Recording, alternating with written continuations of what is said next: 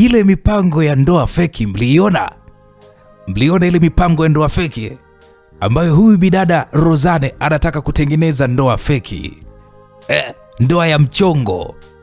Sasa swali tulilokuwa tunajiuliza, huyo mwanaume anayekwenda kuoana naye kwenye hiyo ndoa ya mchongo ni nani? Sasa Rozane akiwa na shoga yake wamefika kwa huyo mwanaume, na huyo mwanaume ndo anawafungulia mlango. Hamad bin Vu, unaambiwa Rozane haamini alichokiona, lakini tayari mwanaume ndo yuko mbele yake bwana. Wala isa atakuwa nani? Wewe unataka ndoa ya mchongo bwana, mume huyu hapa kukuoa, mume uongo na kweli. Rozane kuona mwanaume mwenye kumbe ndo wewe. Bwana, karibu sana kwenye hii sehemu ya 4. Mzigo mtamu wa kuitwa Binti Rozane kutoka kwake Said JR. Mimi naitwa Anko wa simulizi. Bwana, karibu.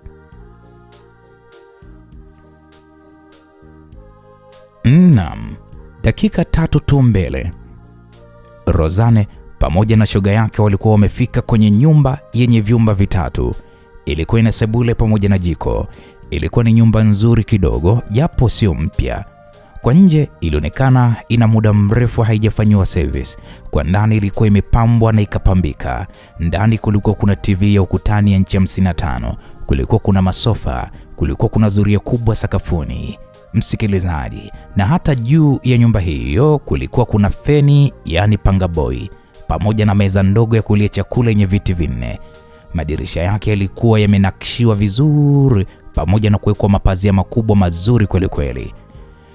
Basi bwana, Rozane na rafiki yake, baada ya kubisha hodi kwa sekunde kadhaa, mlango ukafunguliwa, na hapo ndipo Rozane alipohisi kama yupo kwenye ulimwengu mwingine kabisa tofauti na hii dunia. Aliyefungua mlango hakuwa mwingine bali alikuwa ni kijana Sebastian. Wewe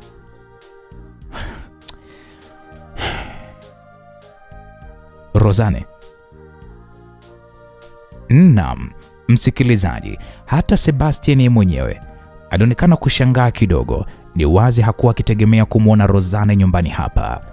Lakini hata hivyo, kijana Seba aliamua kujifanya kama ndo mara yake ya kwanza wanaonana.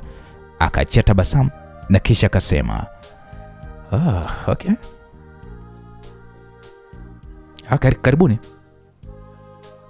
Karibuni. Wewe si ndo Rozane msafiri, si wewe? Alisema hivyo Sebastian. Rozane na Maria waliingia ndani hapo, ambapo waliketi kwenye sofa kubwa la watu watatu.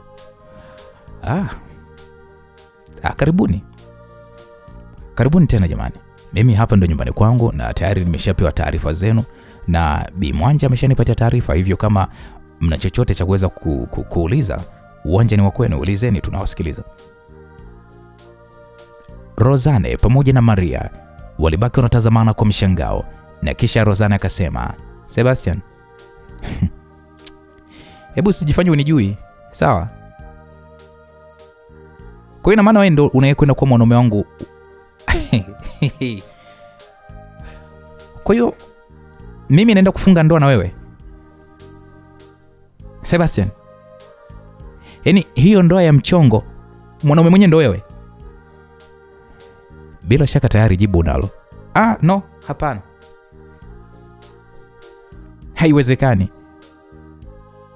Yaani haiwezekani iwe wewe. Yaani kwa nini isiwezekane? Sina imani na wewe Sebastian. Hivi nani ajuaye kwamba wewe umepanga kufanya nini kwenye hili swala? Hebu nisikilize Rozane. Mimi hii kwangu ni biashara. Nipo kwenye hii kazi kwa muda mrefu, na kwa hiyo mimi najua nini cha kufanya. Yaani isionekane tu kwamba wewe sasa ndo kama unanijua sana kutaka kusema kwamba labda ndo unanijua. Sikiliza, mimi hii ni biashara kwangu.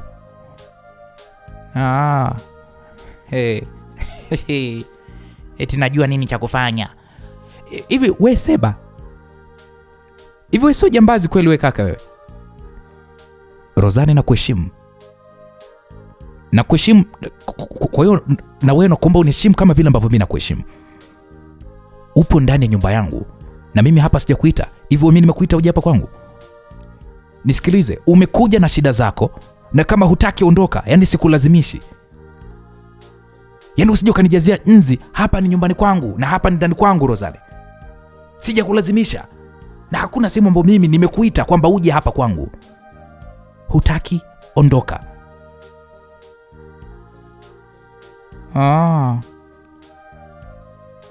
Kauli hizi za Sebastian ziliweza kumripua moyo Rozane kwa jazba. Rozane alimtazama Sebastian kwa hasira kali na kisha akasema, hivi unasemaje wewe? We kaka, unasemaje? Kwa unamaanisha sisi hapa ni wachafu, si ndio? Kama hamna cha kusema, tafadhalini naombeni muondoke. Maria, tuondoke. Subiri kwanza Rozane. Rozane, kumbuka si ndio wenye shida hapa. Maria, hata kama huyu mtu sio kumwamini huyu. Sasa Rozane, kama Bi Mwanja ndo kamchagua yeye, mimi na uhakika huyu ni mtu sahihi. Shida yetu sisi hapa ni pesa, na shida yetu sisi sio huyu mwanaume. Rozane. Naam, mpaka hapo Rozane aliwaza sana hilo, na kimsingi Rozane aliona ni kama vile lina mantiki, kwa sababu shida yake haikuwa huyu mwanaume. Shida yake Rozane ilikuwa ni kupata pesa za haraka ili amsaidie mpenzi wake Rashidi. Rozane alitulia kwanza kwa muda na kisha akauliza, hivyo Sebastian, uona muda gani kwenye hii biashara ya kufanya ndoa feki, ndoa za michongo? Mpaka sasa na miaka 4. Na kama ulikuwa unatafuta mtu mwenye uzoefu na hii kazi, mimi nikuhakikishie, yani hapa ndo umepata mtu sahihi kabisa. Miaka 4. Ina maana Sebastian umeshafunga ndoa za michongo nyingi tu na watu wengi tu, si ndio? Mpaka na ndoa kama 8 hivi. Na hiyo kwako itakwenda kuwa ya 9. Mungu wangu. Wewe Sebastian, wewe tapeli. Kwa hiyo wewe sio tapeli uliyekuja hapa kutaka ndoa za michongo. Ina maana wewe Sebastian, kipindi chote hicho watu hawajawahi kukushtukia kama hii ndio biashara yako? Wewe fuata kilichokuleta. Kwa sababu mimi nimechukua tahadhari zote, na kwanza kabisa huwa sifanyi ndoa zaidi ya mara 2 kwenye eneo moja. Nikishafanya tu ndoa mara 2, basi huwa nahama makazi. Kwa hiyo ni ngumu kwa mtu kuweza kukariri kwamba ni biashara kwangu. Kwa hiyo hapa kwako unaishi peke yako? Wewe umekuja kunichunguza au? Sasa nimeuliza, hapa unaishi peke yako? Naishi mwenyewe. Na hapa ndo nyumbani kwangu sasa, kama ulikuwa unajua. Kuhusu wazazi wako itakuwa? Yaani utajitambulisha nyumbani bila wazazi, yani unakuja tu mwenyewe? Rozane, hii ndoa ni ya mchongo bwana. Kwa kila kitu lazima kifanyike kimchongo. Utaratibu ni kwamba huwa mimi nakodisha wazazi pamoja na ndugu na wakodisha ambao ni feki, ambao wanakuwa na mimi kuanzia kwenye mchakato wa uchumba mpaka kwenye harusi yenyewe. Kwa hiyo wewe kuhusu hilo, yani wala hata usijali, kwa sababu kila kitu kitakwenda kama utaratibu wetu jinsi ulivyo. Basi sawa. Lakini Sebastian, kabla yote itabidi kwanza uonane na mpenzi wangu.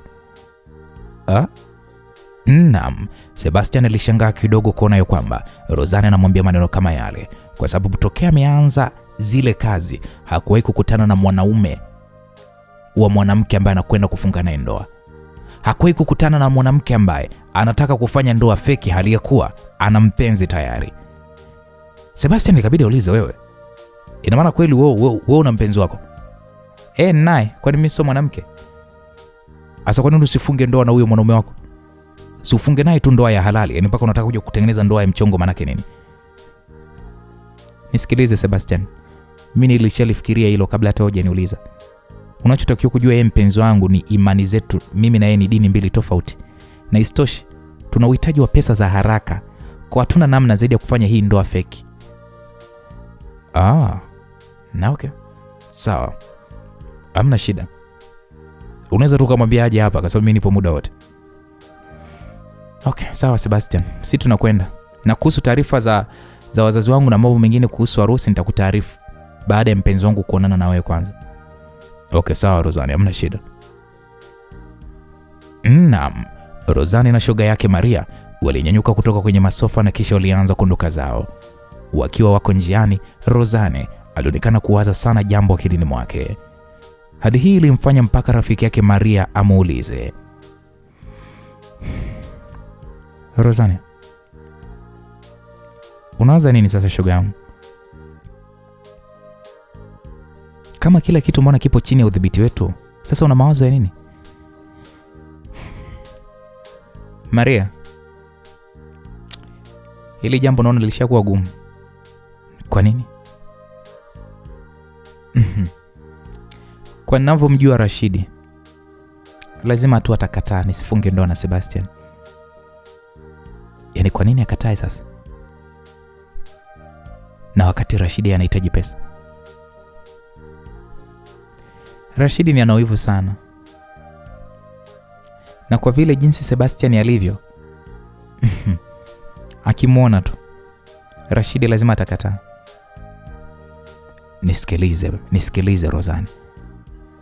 Inabidi umshawishi sana ya kwamba mpo kwa ajili ya kazi. Mshawishi ya kwamba mnahitaji pesa na si vinginevyo. Sawa Maria, nitafanya hivyo. Lakini sijui kama atakubali, yani sijui. Hebu kwanza, ujue wakati tunaongea na Sebastian pale, nilikuwa na kuangalia kwa umakini sana. Kwani wewe na Sebastian mnafahamiana?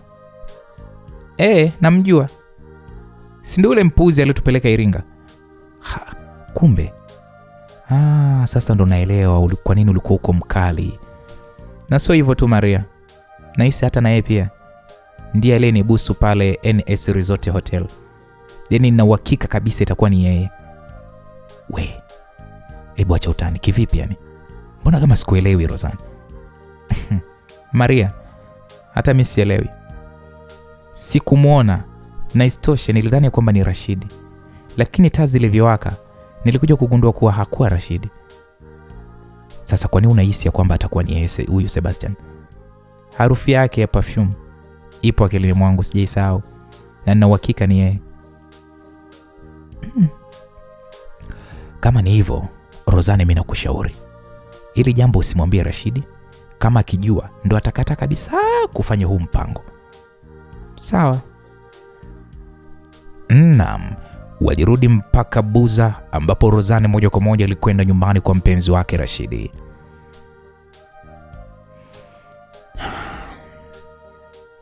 Roza, naomba niambie mambo huko yamekuaje ulikokwenda? Alihoji Rashidi, na hii ilikuwa ni mara baada ya Rozani kufika nyumbani kwake hapo. Rashidi, kila kitu kimeenda vizuri tu mpenzi wangu. Kwa hiyo ndoa itafanyika vizuri tu, si ndio? Itafanyika vizuri tu, uwe na amani. Lakini Roza, nilikwambia lazima kwanza nimuone huyo mtu ambaye unakwenda kufunga naye hiyo ndoa ya mchongo. Na alijua hilo mpenzi wangu Rashidi. Na tayari mimi nimeonana naye. Nilikuwa mimi na Maria. Kwa kama unataka kumuona basi baadaye twende kumuone ili muongee. Hapana. Wewe huna haja ya kwenda. Wewe nielekeze tu, nitaenda mimi mwenyewe kwa ajili ya kuzungumza naye. Tukiwa wawili, mimi na yeye huyo mwanaume, nadhani tutazungumza kwa uzuri zaidi. Kwa hiyo nipe tu anwani yake pamoja na mawasiliano yake, mimi nitamtafuta mimi mwenyewe. Sawa, haina shida mpenzi. Naam, siku iliyofuata ilikuwa ni Jumanne yenye purukushani nyingi katika soko la Tandika. Hewa ya siku hiyo ilijawa na mchanganyiko wa harufu ya vitambaa vipya, kelele za wapiga debe na joto la Dar es Salaam lililokuwa tayari kwenye kilele chake. Kwenye duka moja kubwa la vitambaa na vifaa vya kushonea, Rozane alikuwa ndani pamoja na watu wengine. Siku hiyo, Rozane alikuwa amekuja kufanya manunuzi na mama yake kwa ajili ya ofisi ya kushona ya nguo ya mama yake ambayo ilikuwa ipo nje ya nyumba yao. Kwa umakini mkubwa, Rozane alionekana akichagua vitambaa huku mama yake mzazi akiwa yuko upande wa pili akichagua vitu vingine. Alipogusa kitambaa kimoja kilichokuwa kina urembo unaotaka kufanana na shela la bibi harusi, Rozane Akili yake ilizama kwenye mawazo mazito mno kuhusu mpango wao wa ndoa feki na deni la mpenzi wake Rashidi, kiasi kwamba hakusikia hatua za mtu aliyekuwa akimsogelea kutokea nyuma ya rafu za vitambaa. Hey, hicho kitambaa ni kizuri sana kwa mwanamke mrembo kama wewe. Rangi hiyo itaendana kabisa na asili ya rangi yako. Itang'aa kama nyota ya alfajiri. Kitambaa iko ni kizuri sana. Kichukue kama ikikupendeza. Naam, ilikuwa ni sauti nzito yenye mamlaka, lakini iliyokuwa imejaa ucheshi, ilisikika masikioni mwake. Rosanne alishtuka. Alipogeuka haraka akakutana na macho ya kijana Sebastian Black. Sebastian alikuwa amebeba lundo la vitambaa mikononi mwake. Alikuwa amevaa fulana ya polo iliyomkaa vyema mwilini. Tabasamu lake lilikuwa ni lile lile lenye mvuto na linaloweza kumfanya mwanamke yoyote asahau alichokuwa na kiwaza. Sebastian? Hivi unafanya kazi hapa? Mbona uko kama jini kila sehemu upo? Rosanne aliuliza kwa sauti ya kushangaa. Mimi nafanya kazi hapa. Hapa ndipo kilenge changu cha kutafuta riziki ya kila siku kilipo. Sebastian alijibu huku akiweka vile vitambaa juu ya meza kwa madoido. Rosanne alikunja paji la uso huku akimtazama Sebastian kuanzia chini mpaka juu. Hivyo una kazi ngapi? Alafu kumbe una kazi nzuri tu tena yenye heshima namna hii. Ni kwa nini unafanya biashara nyingine ya hatari? Yaani kwa nini unacheza na maisha ya watu kutengeneza ndoa za michongo wakati hapo unaonekana una uwezo?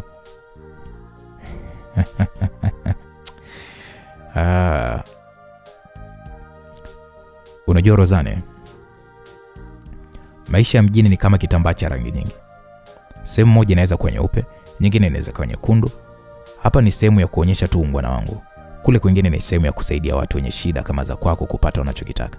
Alafu isitoshe, nisingekuwa mtaalamu wa mambo hayo, nisingepata bahati ya kukutana na mteja mrembo kama wewe leo asubuhi. Au unakosea? Rosanne alijikuta akitabasamu bila ya kupenda. Alijaribu kuzuia kicheko chake, lakini maneno ya Sebastian yalimtekenya moyoni. Unajua ni mjanja sana. Una maneno ya mkosaji. Sio maneno ya mkosaji. Ni maneno ya mwanaume anayejua thamani anachokiona. Sebastian aliongezea hayo maneno huku akimkonyeza kwa jicho moja, na kabla Rosanne hajajibu chochote, mama yake alitokea upande wa pili akiwa amebeba rundo la sampuli. Alimwona binti yake akicheka na mwanaume mwingine ambaye hakuwahi kumwona. Shauku mwanamama huyu ikamjaa. Mama Rosanne alikuwa ni mwanamke anayependa kuchunguza kila kitu, hasa kinachomhusu binti yake Rosanne.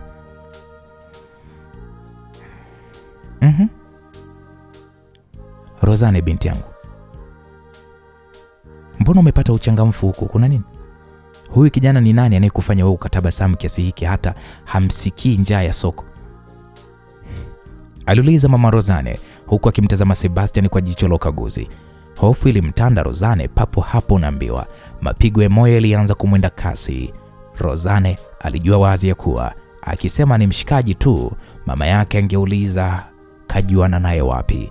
Lakini kabla hajamung'unya maneno, Sebastian alichukua hatamu kwa ujasiri mkubwa. Alisogea mbele ya mama huyo na kumsalimia. Tena alimsalimia kwa adabu ya hali ya juu. Sebastian alinama kidogo kama ishara ya heshima, akamwambia, shikamoo mama. Naomba radhi kwa kumteka binti yako kwa dakika chache. Mimi naitwa Sebastian, rafiki wa muda mrefu wa Rosanne tangu enzi za shuleni.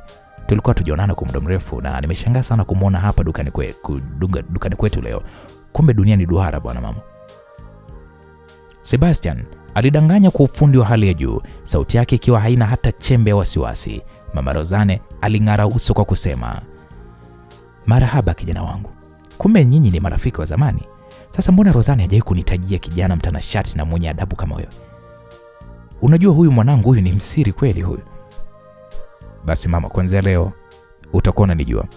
Na kwa kuwa wewe ni mama wa rafiki yangu mpendwa, hapa dukani hautotozwa bei ya wageni. Nitakuchagulia vitambaa bora zaidi ambavyo havichubui wala hata vipauki. Na mama, ni kuhakikishia tu ya kwamba utapata punguzo la mkwe. Samani mama, nilimaanisha utapata punguzo la rafiki wa familia. Naam, Sebastian alitania na kumfanya Mama Rozane acheke kwa sauti. Sebastian alitumia muda wa nusu saa uliomfanya akamsaidia Mama Rozane kuchagua bidhaa. Alionyesha ujuzi mkubwa mno wa vitambaa na alimweleza Mama Rozane ubora wa kila uzi na rangi. Lugha yake Sebastian ilikuwa ni ya ucheshi, akichanganya na simulizi fupi za mjini ambazo zilimfanya Mama Rozane ajisikie furaha na amani. Unajua mwanangu, mimi napendaga sana kuja kufanya manunuzi hapa kila mwezi, lakini sijawahi kukuona wewe kijana mchangamfu hivi. Bila shaka wewe sio mgeni hapa, au sio? Mama Rozane aliuliza huku akionekana kuvutiwa mno na uwepesi wa Sebastian.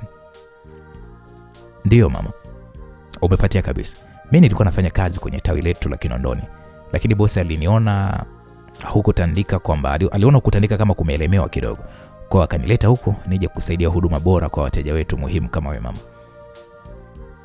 Sebastian alijibu huku akifunga mizigo ya Mama Rozane kwa ustadi, na mara baada ya manunuzi kukamilika, mzigo ulikuwa ni mkubwa kiasi cha kuelemea.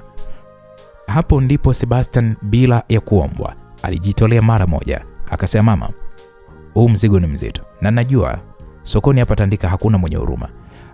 Gari langu lipo nje, mimi nitawapelekea mpaka nyumbani Buza, ili msingie kwenye adha ya daladala. Rozane, unaruhusu nimsaidie mamako? Hapo Mama Rozane hakusubiri jibu la binti yake, akasema, asante mwanangu. Huyu ndo rafiki sasa. Rozane, hebu mshukuru rafiki yako. Huyu kijana na roho kipekee sana huyu. Walitoka nje ya duka. Rozane alipigwa na butwa nyingine. Sebastian alielekea kwenye gari aina ya Jeep nyeusi ambayo juu ilikuwa iko wazi. Lilikuwa ni gari la kifahari, safi tena lenye rangi ya kung'aa. Rozane alibaki na maswali mengi mno kichwani. Huyu Sebastian ni nani? Anaishi nyumba nzuri, mwemba Yanga. Anafanya kazi duka la vitambaa. Anaendesha gari la mamilioni na bado anafanya biashara ya ndoa za michongo. Huenda hata wewe msikilizaji unajiuliza maswali hayo. Basi bwana, waliingia kwenye gari. Mama Rozane akiwa ameketi kwenye kiti cha mbele akifurahia upepo na muziki laini wa rumba uliokuwa ukiporomoka kwenye spika za gari hilo. Sebastian alikuwa akiendesha kwa madoido huku akipiga stori na Mama Rozane kuhusu maisha ya Buza na biashara za ushonaji. Rozane alikuwa ameketi kiti cha nyuma, alikuwa akimtazama Sebastian kupitia kioo cha mbele. Aliona jinsi Sebastian alivyokuwa akicheka na mama yake na jinsi mama yake alivyokuwa amemkubali kwa haraka sana kijana huyo. Moyo wa Rozane ulianza kupata mgawanyiko wa kihisia. Kwa upande mmoja alihisi ni mwenye furaha kuona Sebastian ameweza kutengeneza njia ya kirafiki na mama yake, jambo ambalo lingesaidia sana katika ule mpango wao wa ndoa za michongo. Lakini kwa upande mwingine, Rozane alikuwa na hofu. Sebastian alikuwa yuko perfect sana kiasi mpaka cha kutisha. Alikuwa ni mlagai mbobezi anayeweza kuvaa uhusika wowote na ukaamini. Rozane akanajiuliza, Sebastian ni nani? Mwanangu Sebastian, kwanza asante sana mwanangu. Kweli Mungu asante we kijana, Mama Rozane alisema huku gari likikatiza mitaa ya Tandika kuelekea Buza. Mama usijali. Mama tuko pamoja. Mimi Rozane ni mtu wangu wa karibu sana. Na furaha yako mama, mimi ndio kipaumbele changu leo. Sebastian alijibu huku akitupa jicho la siri kwa Rozane kupitia kioo. Rozane alijikuta akivuta pumzi ndefu. Alijua fika ya kuwa safari hii ya ndoa feki haitokuwa rahisi kama vile alivyofikiria hapo awali, kwa sababu Sebastian alikuwa ameshaanza kuingia ndani ya maisha yake tena kwa kasi ya ajabu mno. Yaani ghafla tu binivu tayari Sebastian kashamzoea mpaka mama yake. Rozane mpaka mwenyewe akajisemea, Mungu wangu, mama ameshanaswa na Sebastian. Ameshanaswa na ucheshi wa Sebastian. Sasa Rashidi atajisikiaje akija kusikia jinsi Sebastian alivyotubeba kwenye hii Jeep mpaka nyumbani?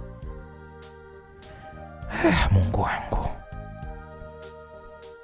Msikilizaji, kwa wakati huo Rozane aliamua kufurahia upepo wa gari hilo la wazi huku akijiandaa kwa mchezo mkubwa zaidi wa maisha yake uliokuwa huko mbele yake.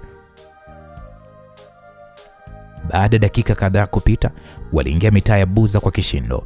Baadhi ya majirani zao waliokuwa barabarani walikuwa wakitazama kwa mshangao mara baada ya kuwaona wakiwa wapo ndani ya jeep na mwanaume ambaye hawakuwa wakimjua. Walipofika, Sebastian aliegesha gari hilo mbele kabisa ya nyumba ya kina Rozane na kisha alishuka haraka na kuzunguka upande wa mama Rozane.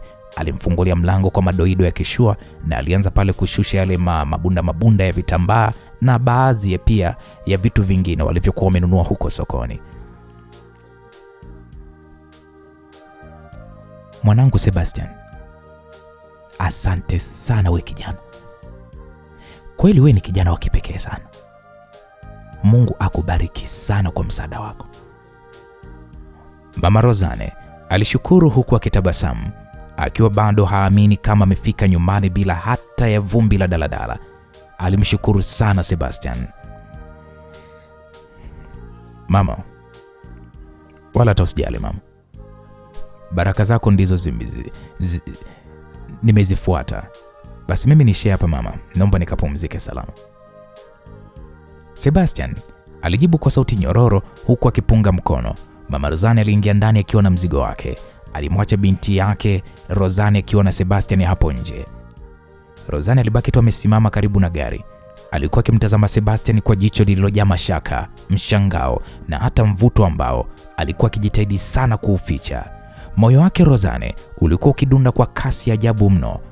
Alimkaribia Sebastian baada ya kuhakikisha mama yake ameshaingia ndani kabisa, na ndipo alipoanza kumuuliza kwa sauti ya kunong'ona iliyojaa msisimko.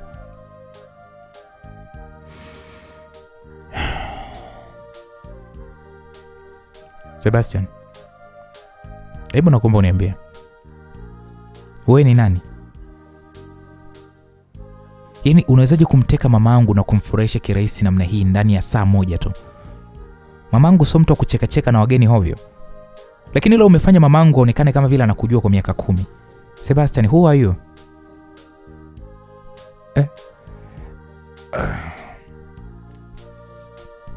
Rozane, leo unaniongelea na Kiingereza.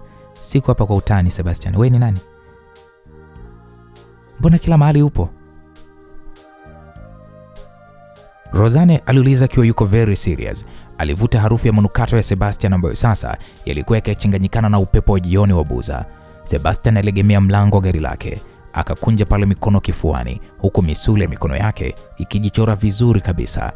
Alimkazia Rozane macho na kisha akacheki kicheko fulani cha haiba kiume ambacho kilifanya mashavu yake yatengeneze vishimo vidogo. Sikiliza Rozane, mimi ni msanii wa maisha. Siri ya kumfurahisha mwanamke, awe mama yako au awe binti mrembo kama wewe, ni kumpa kile roho yake inahitaji kuweza kusikia na kuona. Mamako anahitaji heshima na kuthaminiwa kazi yake, na mimi ndo nimempa. Hivyo hakuna uchawi hapo. Ni ungwana tu ambao mimi nimeutenda kwa mamako. Sebastian alijibu kwa sauti ya kujiamini, sauti iliyomfanya Rozane ajihisi mdogo mbele yake. Na hata hivyo Rozane bado hakuridhika na majibu hayo. Alizunguka ile gari, akagusa bodi ya ile gari ambayo ilikuwa iking'aa kweli kweli. Sebastian, hili gari ni la nani? Usiniambie kwamba haya yote ni sehemu ya maigizo yako ya ndoa feki. Unataka kuniambia kwamba hata hili gari umerekodi ili kumuonyesha mamangu kwamba wewe ni tajiri? Sebastian, nakuuliza tena, wewe ni nani?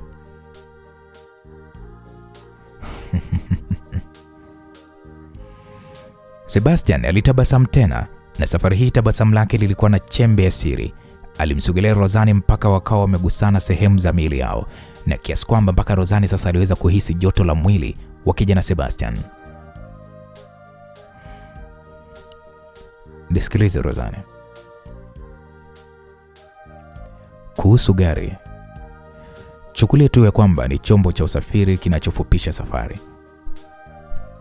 Maigizo na uhalisia, hilo sio jambo la msingi kwa sasa. Muhimu ni kwamba mumeo mtarajiwa anaonekana na uwezo, au sio? Hiyo ndio silaha pekee inayoleta heshima mtaani, alisema Sebastian huku akiwa anatazama saa yake mkononi. Alijinyosha kidogo, akamtazama Rozane kwa makini na kisha akamwambia, Nisikilize Rozane, acha kuwaza sana kuhusu mimi ni nani. Badala yake anza kujiandaa kisaikolojia. Siku so nyingi nitakuja hapa rasmi na wazazi wangu wa kukodisha. Nitaleta posho na nitakuomba uchumba. Hakikisha unajipamba vizuri hiyo siku, maana sitaki mke wangu mtarajiwa aonekane ni mnyonge mbele ya shemeji zake. Naam. Kabla Rozane hajapata neno la kumjibu, Sebastian alifungua mlango wa gari hiyo. Aliingia ndani na akawasha injini iliyotoa mgurumo laini kabisa. Alimkonyeza Rozane jicho moja, akachezesha pale gia na kuondoka zake. Rozane alibaki ameduaa. Rozane alisimama pale kama kwa dakika kadhaa hivi. Rozane macho yake yalikuwa yameganda kwenye ile gari mpaka ilipotoweka kwenye kona ya mwisho ya barabara ya vumbi. Akili yake ilikuwa imevurugika Rozane. Sebastian alikuwa na mambo mengi yanayotatanisha, lakini pia alikuwa na nguvu fulani ya ushawishi ambayo ilikuwa inaanza kumfanya Rozane ajihisi salama akiwa na yeye. Kitu ambacho kilikuwa ni hatari mno kwa mahusiano yake na Rashidi. Rozane akabaki anajiuliza, hivi yule ni nani? Naam, msikilizaji. Wakati Rozane yuko hapo anafikiria kwamba Sebastian ni nani, ghafla akajikuta akiulizwa swali ya kwamba yule aliyetoka hapa ni nani. Lilikuwa ni swali lililotoka kwenye sauti nzito ya ghafla, sauti iliyotokea upande wa nyuma Rozane, ikamfanya Rozane ashtuke kiasi cha karibu kutaka kuanguka. Rozane aligeuka haraka, ndipo akakutana uso kwa uso na mpenzi wake Rashidi. Rashidi alikuwa amevalia nguo zake za kazi. Alikuwa amechoka kidogo, lakini macho yake yalikuwa yamejawa na udadisi na wivu ambao hakuweza kuuficha. Alikuwa amesimama akiwa ameshika baiskeli yake, akitazama upande ambao gari la Sebastian limepotelea. Rozane alihisi tumbo likimkata. Alijua wazi ya kuwa Rashidi ana wivu wa kupitiliza, na endapo akimwambia ya kwamba yule ndiye Sebastian, mwanaume atakayemuoa kwenye hiyo ndoa ya mchongo, lazima Rashidi ataleta vurugu na kugairisha mpango mzima kutokana na jinsi Sebastian alivyopiga pamba na kumiliki gari la kifahari. Nimekuuliza yule ni nani aliyetoka hapa?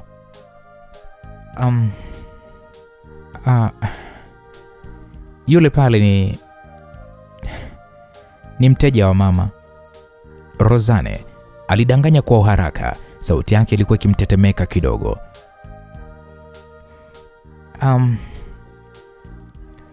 Ni kijana mmoja hivi mstaarabu, anafanya kazi kwenye duka la vitambaa kule Tandika. Alimsaidia mama mzigo, tukona amletee mpaka hapa, maana vitambaa vilikuwa ni vingi mno. Rashidi alimtazama Rozane kwa jicho la shaka, akauchunguza uso wa mpenzi wake huyu, ni kana kwamba anatafuta ukweli uliokuwa umejificha. Unasema ni mteja wa mama yako? Anakuja na gari la wazi namna ile? Naona amekaa hapa kwa muda mrefu na akapiga story na wewe, sivyo? Mbona anaonekana ni mchangamfu sana? Yule ni mkarimu tu baby. Unajua tena watu wa madukani jinsi walivyo na kuwa na maneno mengi ili wapate wateja wa kudumu. Mama amefurahi kupata punguzo la bei na ndio maana maongezi yakawa ni mengi. Rozane alijitetea huku akijaribu kumsogea Rashidi na akamshika mkono ili kuweza kumtuliza. Rashidi alishusha pumzi ndefu, alijaribu kuweza kuondoa wazo la usaliti kichwani mwake. Akaambia okay, sawa. Sasa Roza, mimi ndo naelekea huko Mwembe Yanga kwenda kuonana na huyo Sebastian wako huyo wa ndoa ya mchongo. Nataka nimuone huyu jamaa. Anajamini nini mpaka nataka kukoa? Hata kama ni kwa maigizo, nataka tu nionane naye. Na nimepita hapa kukusalimia tu malkia wangu kabla sijaenda kwa huyu jamaa. Rashidi alimsogelea Rozane na kumshika kiuno. Alimtazama kwa mahaba iliyochanganyikana na uchovu. Roza,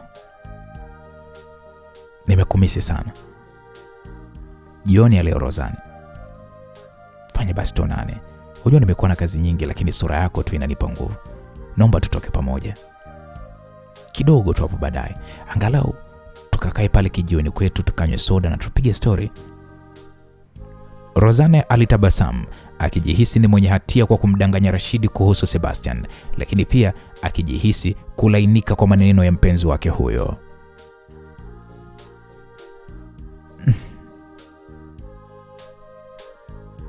Baby, wala huna haja ya kuweza kuniomba. unajua kabisa siwezi kukukatalia. Baba na mama wakishalala tu jioni, mimi nitatoka dirishani kama kawaida yetu.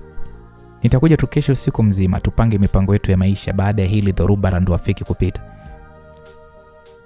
Rashidi alitabasamu, alijisikia amani kupitia hiyo ahadi aliyopewa na Rozane.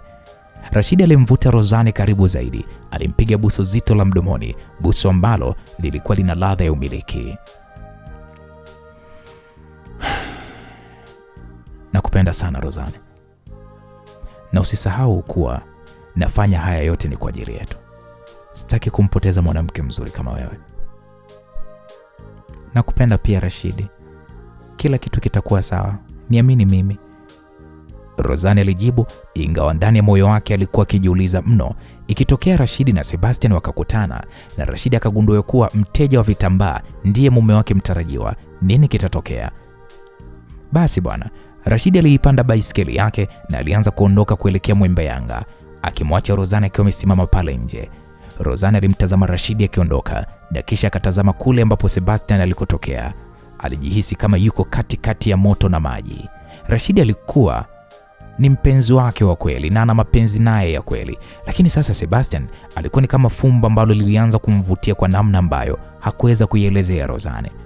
Rozane aligeuka na kuingia ndani. Alimkuta mama yake bado anasifia uungwana wa Sebastian. Rozane alijua kuwa kuanzia usiku wa leo maisha yake yameingia kwenye hatua mpya ya hatari, ambapo kila neno na kila tendo litalazimika kupimwa kwa mzani wa uongo na ukweli. Rozane aliingia chumbani kwake, alijitupa kitandani na kuanza kuwaza namna ya kuandaa mazingira ya usiku wake na Rashidi, huku harufu ya manukato ya Sebastian ikiwa bado haijatoka kwenye viganja vyake vya mikono. Naam. Baada ya dakika kama 50 za kuwa njiani kwa mwendo wa baiskeli yake, hatimaye kijana Rashidi alikuwa amefika Mwembeyanga, nyumbani kwa Sebastian. Wakati huo tayari jua lilikuwa limeshazama, likitengeneza giza la usiku, giza lililopunguzwa makali na mataa ya jiji la Dar es Salaam. Akiwa anatembea kijana huyu Rashidi kuelekea kwenye mlango wa nyumba ya Sebastian, ghafla moyo wake ulishtuka mara baada ya kuliona gari lile lililokuwa nyumbani kwa kina Rozane muda mfupi uliopita anapata kuliona mbele ya macho yake. Macho ya Rashidi aliganda kama amepigwa na shoti ya umeme. Alibaki amesimama mita chache akiitazama ile gari kwa hasira mno. Hasira ilianza kumchemka kimfuani mwake kama volkano inayotaka kulipuka. Rashidi akasema, hii haiwezekani. Haiwezekani kabisa. Rashidi alinong'ona kwa sauti iliyojaa uchungu. Ina maana Rozane ananidanganya mimi? Rozane kanidanganya mbele ya macho yangu? Maswali yalianza kumiminika akilini mwake kama mvua ya mawe. Ikiwa gari hilo lipo hapo, ina maana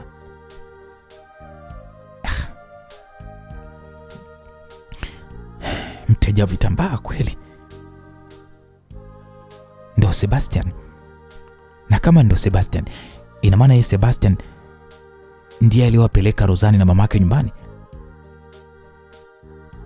Ina maana Sebastian tayari anafahamika mpaka kwa wazazi wa Rozane?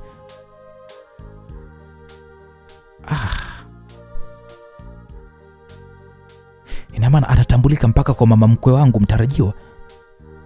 Hasa ujinga gani sasa? Rashidi aliuma meno, mikono yake ikikaba mpini wa baiskeli mpaka mishipa ikamtoka. Ina maana huu mchezo umeanza hata kabla mimi sijamjua huyu jamaa? Au kuna jambo lingine wanatengeneza nyuma ya mgongo wangu? Kwa nini Rozane anifanyie hivi? Rashidi alifikiria kuingia ndani na kuvunja mlango ili amkabe Sebastian na amuulize kwa nini alikuwa kwa kina Rozane mchana ule, lakini busara ya uoga na mashaka ikamzuia. Rashidi alihisi kuwa akifanya hivyo sasa hivi anaweza karibu kila kitu, na pengine Sebastian angemshinda kwa hoja, maana yeye ni mteja tu wa ndoa feki. Hapana, Rashidi alisema kwa sauti ya kukata tamaa lakini iliyojaa azma. Siwezi kuonana naye sasa hivi nikiwa nina hasira hivi. ataniona mimi shamba na nitaharibu mpango wa kupata pesa. Lazima niwachunguze kwanza. Lazima nijue kama Rozani na huyu Sebastian wana jambo la siri, wananificha nini. Aligeuza baiskeli yake kwa nguvu, vumbi likatimka. Hakutaka hata kuonekana na mtu yoyote wa mtaa huo.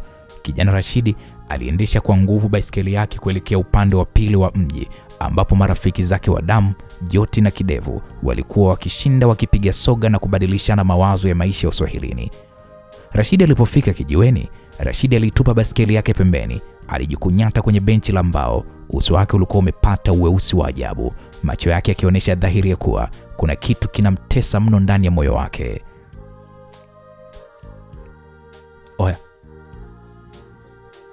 Oya mwanangu Rashidi, mbona uso wako umekushuka namna hiyo kaka? Umekutana na zimwi nini Mwembeanga? Joti alimuuliza Rashidi huku akicheka na kutoa moshi wa sigara mdomoni mwake.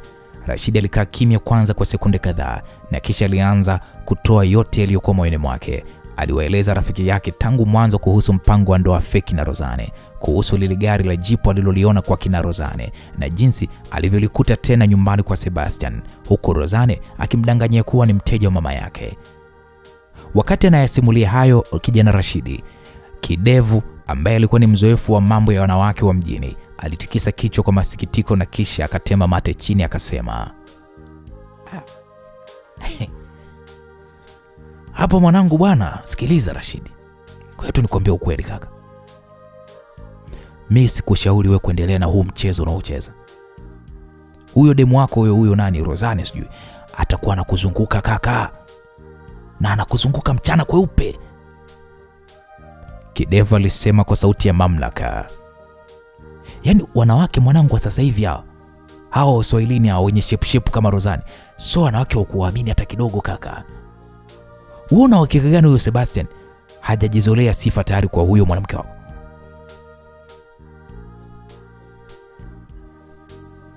Wakati Kidevu anaongea, Joti naye akadakia kwa kusema, mwanangu, sahihi mwanangu. Na kama unavyosema mshikaji ana gari kali, ana pesa na tayari anajulikana mpaka kwa wazazi wa Rozane. Mwanangu wewe hapo kwa tu makini. La sivyo demu wako mwanangu anabebwa mazima. Anabebwa mazima na hiyo ndoa yako ya mchongo hiyo inaweza kageuka kuwa ndoa halali na wewe kabaki unalia tu kando barabara kaka. Rashidi alihisi kichwa kikimwaka moto.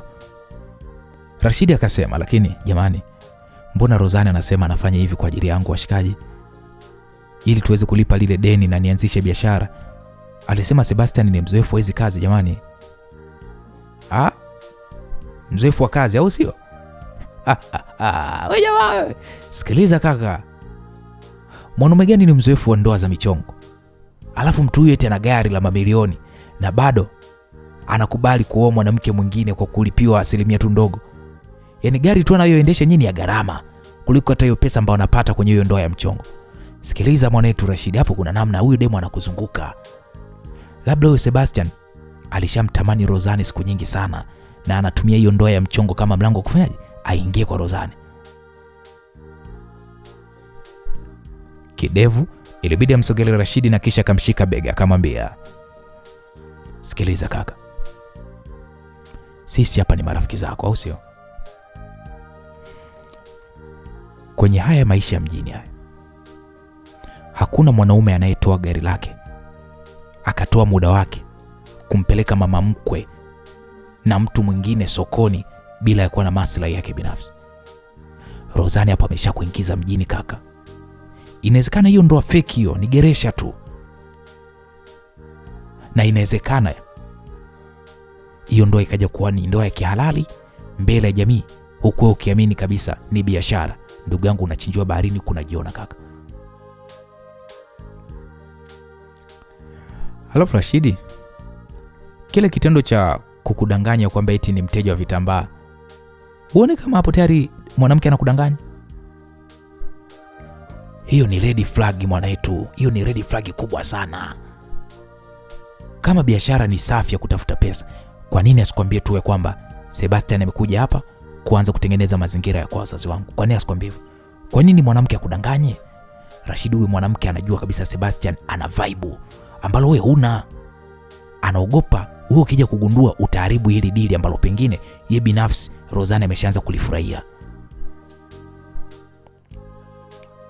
Rashidi alijisikia unyonge mno kwa maneno haya ya marafiki zake. Maneno ya marafiki zake ilikuwa ni kama chumvi kwenye kidonda kibichi. Alikumbuka jinsi Rozane alivyotabasamu wakati lile gari la Sebastian likiondoka nyumbani kwao.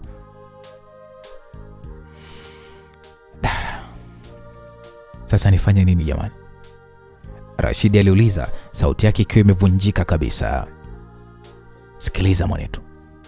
Kitu cha kwanza, usikubali hiyo ndoa ifanyike mpaka uhakikishe unaijua siri ya Sebastian na Rozane. Alafu jambo la pili kaka, mchunguze huyo Sebastian, jua anafanya nini hasa. We gari kama lile alipatikani kwa kufunga ndoa feki. Kuna kitu huyo jamaa atakuwa anamficha tu. Alafu la umuhimu zaidi Rashidi, mchunguze demu wako Rozane. Usiku unapoenda kukesha naye, usio usiku wa mahaba tu. Mtege, muulize maswali ya mzunguko kuhusu yeye, kuhusu yule mteja wa vitambaa. Ukiona anazidi kukudanganya, jua hapo huna mke kaka. Una adui ndani ya moyo wako kaka. Rashidi alikaa kimya akitazama vumbi la kijiweni. Hasira yake ya mwanzo sasa iligeuka kuwa baridi ya mashaka.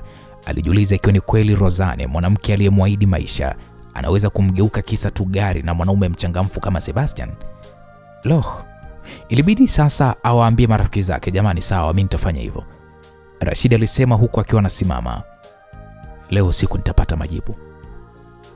Na huyo Sebastian, kama nadhani anaweza kucheza na akili yangu kisa yana gari, atajua kwa nini mimi ni kijana wa buza niliyepitia mengi. Rashidi alipanda kwenye baisikeli yake na alianza kurudi kuelekea Buza. Kila mzunguko wa pedali ulikuwa unamkumbusha picha ya Sebastian na ile gari yake. Moyo ulikuwa umejaa giza kuliko usiku wa saa 5. Rashidi hakuwa sawa. Masaa yaliendelea kusonga mbele tena kwa kasi ya ajabu, huku giza la usiku likitawala mitaa ya Buza. Ilipofika majira ya saa 3 za usiku, Rozane alikuwa ameketi kitandani mwake, moyo wake ukidunda kwa mchanganyiko wa hofu na msisimko. Alitazama saa yake ya mkononi, akaona imetimia majira ya saa 3 kamili za usiku. Rozane alijua kabisa wazazi wake, hasa baba yake, tayari atakuwa chumbani kwake kujiandaa kulala. Kwa umakini mkubwa, Rozane alivaa pale ushungi wake mwepesi na akachukua pale mkoba wake mdogo. Alifungua mlango wa chumbani kwake kwa tahadhari, akatokezea koridoni na kuelekea kwenye mlango wa uwani ambao ulikuwa na sauti ndogo pindi ukifunguliwa.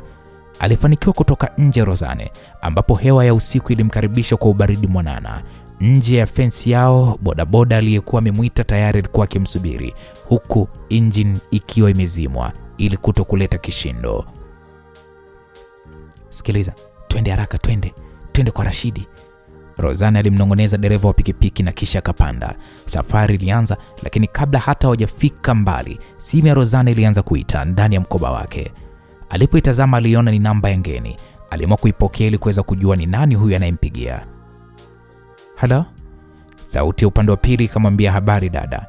Sijui naongea na Rozane Msafiri, rafiki wa Maria? Ndo mimi. Tunaomba uje hapa hospitali ya Tela. Rafiki yako ameletwa hapa baada ya kushambuliwa njiani. Rozane alishtuka, alitaka kuhoji zaidi lakini tayari simu ilikuwa imekatwa. Haraka sana alimwambia bodaboda huyo ageuze njia waelekee huko hospitalini. Baada ya mwendo wa dakika kama 30, walikuwa wamefika Tegeta, mahali ambapo hospitali ya Tela ilikuwapo. Alipofika bila hata kupoteza muda, Rozane alikimbia kwenye korido huku akihisi miguu yake ikikosa nguvu. Harufu ya dawa na ukimya wa hospitali vilizidisha hofu kwake. Alielekezwa wodi namba 4. Alipoingia alimkuta Maria akiwa amelala kwenye kitanda cha chuma, uso wake ukiwa na mikwaruzo na mkono wake wa kushoto ukiwa umefungwa bandeji nzito iliyokuwa ina madoa ya damu.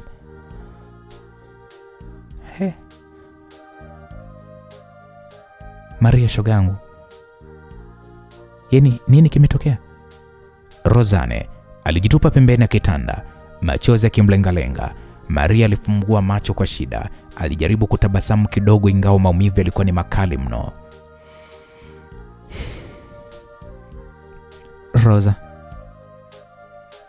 usijali, nipo hai. Namshukuru sana Sebastian. Kama sio yeye kufika kwa wakati, wale vibaka wangeniua. Walikuwa na mapanga. Rozane alishtuka. Jina la Sebastian lilikuwa kama radi masikioni mwake. Sebastian? Yaani kivipi yani? Yaani yeye amefikaje? Nilikuwa narudi nyumbani. Ghafla nikazungukwa kwenye kiza. Walikuwa wanataka mkoba pamoja na simu. Walianza kunishambulia na kwa bahati nzuri Sebastian alikuwa maeneo yale na gari lake. Aliweza kusikia makelele yangu. Akashuka na akapambana nao mpaka wakakimbia. Yeye ndiye alinibeba na kuleta hapa hospitalini. Maria alielezea kwa sauti ya kusuasua. Rozane alihisi kama mchanganyiko wa hasira na mashaka. Okay. Huyo Sebastian yuko wapi sasa? Sasa hivi yuko nje huko. Anatoa maelekezo kwa polisi waliokuja kuchukua ripoti. Maria alimjibu hivyo Rozane kabla ya daktari kuingia na kuwataka apate nafasi. Maria kwa sasa yuko sawa, lakini amepoteza damu kiasi na ana mshtuko mkubwa sana. Kwa hiyo anatakiwa kupumzika kwa sasa hivi bila kupata usumbufu aina yoyote. Daktari alisema hivyo. Rozane alitoka wodini huku akivuta pumzi ndefu kweli kweli. Hasira ilikuwa imempanda mpaka kohoni. Yaani inawezekanaje Sebastian kila mahali yeye yupo? Alipofika nje ya mlango wa wodini, alimwona Sebastian akimalizana na askari wawili. Sebastian alikuwa amevalia shati jeupe ambalo sasa lilikuwa lina madoa ya damu ya Maria, na hilo shati lilikuwa ni la mikono mirefu. Kwa hiyo lilikuwa limekunjwa kiasi kwamba Rozane ilibidi kamvamie kwanza Sebastian. Alimkwida kifuani, alimshika lile shati kwa nguvu, akamsukuma kwenye ukuta wa korido, na kisha Rozane akamwambia Sebastian, hivyo mwanaume, wewe unajikuta nani? Rozane alifoka, macho yake yakimtoka kweli kweli. Unawezaje kumfanyia hivi rafiki yangu? Unajaribu kutengeneza mazingira gani Sebastian? Sebastian hakushtuka, hakujaribu hata kumsukuma Rozane. Badala yake alibaki amesimama imara, mikono yake ikiwa imeinuliwa kidogo kama ishara ya amani. Uso wake haukuwa na hasira Sebastian, bali uso wake ulikuwa na utulivu fulani wa kiume uliopambwa na tabasamu jepesi la ucheshi. Yaani sijakuelewa, kumfanyia nini Rozane? Ina maana kwamba sikupaswa kumsaidia rafiki yako aliyekuwa akikatoa mapanga ama ni vipi? Sebastian alijibu kwa sauti ya upole, sauti ambayo ilikuwa ina ulaini wa muziki ndani yake. Nisikilize Sebastian, mimi sikuamini Sebastian. Haiwezekani tangu nikujue tu kila sehemu wewe upo. Asubuhi upo sokoni, mchana umekuja kwetu, usiku huo upo na Maria wakati anavamiwa. Yaani wewe ni nani? Unajaribu kuleta maigizo yako mpaka kwenye uhai wa rafiki yangu. Mbona hii yote ni scripti ulioiandaa ili tuonekane kwamba tunakudai fadhila, sio maana yake? Yaani michongo naitengeneza wewe ili mwisho wa siku uje onekane kwamba wewe ni Mungu mtu sasa. Rozane aliendelea kufoka, kifua chake kilipanda na kushuka kwa hasira. Sebastian alicheka kicheko kifupi, kicheko ambacho hakikuwa cha kejeli, bali ni kicheko cha mtu anayeona vitimbi vya mtoto mdogo. Sebastian alisogeza uso wake karibu na uso wa Rozane, harufu ya manukato yake sasa ikichanganyikana na harufu ya dawa za hospitalini. Nisikilize Rozane. Kama ningekuwa na uwezo wa kupanga vibaka wakamshambulia Maria ili nionekane mimi ni shujaa, basi ningekuwa nafanya hizi kazi Hollywood na sio Mwembe Yanga. Ukweli ni kwamba mimi nilikuwa natoka kumuona mshirika wangu mmoja wa kibiashara maeneo yale, ndio nikasikia kelele. Roho yangu haikuniruhusu kupita. Ina maana mimi ni kosa kuwa na roho ya kibinadamu. Sebastian alisema huku akimtazama Rozane machoni kwa haiba iliyomfanya Rozane aanze kulegeza mikono yake bila hata ya kupenda. Hasira Rozane ilianza kuyeyuka kama vile barafu iliyomiminiwa maji ya moto. Utulivu wa Sebastian na namna alivyokuwa akimjibu bila ukali vilimfanya Rozane ajihisi yeye ni mpumbavu kwa kumsukumia Sebastian ukutani, mwanaume aliyewezesha rafiki yake Maria kuwa hai. Okay. Basi ondoka sasa. Ondoka. Rosanne alisema huku akimwachia shati lake kijana Sebastian akijaribu kutengeneza umbali. Mimi nipo hapa, nitamwangalia rafiki yangu. Wewe nenda kapumzike. Asante kwa msaada wako. Sebastian alitengeneza shati lake na kisha alimtazama Rosanne kwa utani. Unaniambia niondoke? Niondoke niende wapi sasa? Kwani mimi nina mke nyumbani wa kusema kwamba lazima nirudi siku? Nyumbani kwangu niko peke yangu. Na hapa kuna mwanamke mrembo anayehitaji kampani. Na rafiki yangu aliyeumia. Kwa siwezi kuwaacha hapa peke yenu sasa hivi. Usalama wa hospitali za usiku wewe mwenyewe unaujua. Kabla Rosanne hajaleta ubishi mwingine, Sebastian alimshika mkono wake kwa ulaini, lakini mkono wenye mamlaka. Hebu nisikilize Rosanne. Twende. Hapo wodini hawaruhusu kukaa koridoni. Twende kwenye mgao wa hospitali tukapate kahawa pamoja na maji baridi. Sawa, umeanza kutetemeka bila hata kujijua. Naam, Rosanne alijikuta akiongozwa kama mtoto. Walifika kwenye mgahawa mdogo wa hospitali uliokuwa una watu wachache. Waliketi kwenye meza ya mbao iliyokuwa iko pembeni. Sebastian aliagiza kahawa 2 pamoja na maji. Sebastian. Naam, nakuomba uniambie ukweli.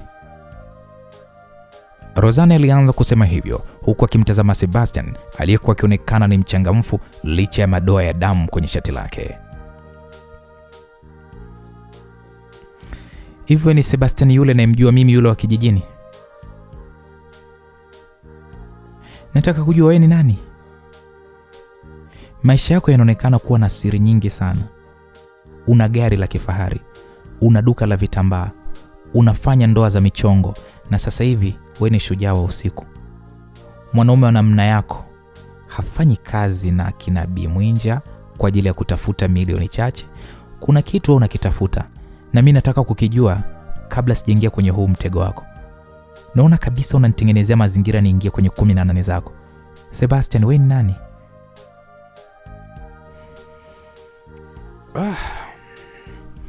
Sebastian alipokea kahawa yake, akapuliza kidogo na kisha akamtazama Rosanne kwa tabasamu ambalo safari hii lilikuwa lina ukweli ndani yake. Hebu nisikilize Rosanne. Acha kujitia pressure. Sawa.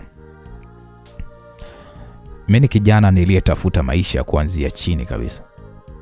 Kila unachokiona kimetokana na akili na uthubutu wangu.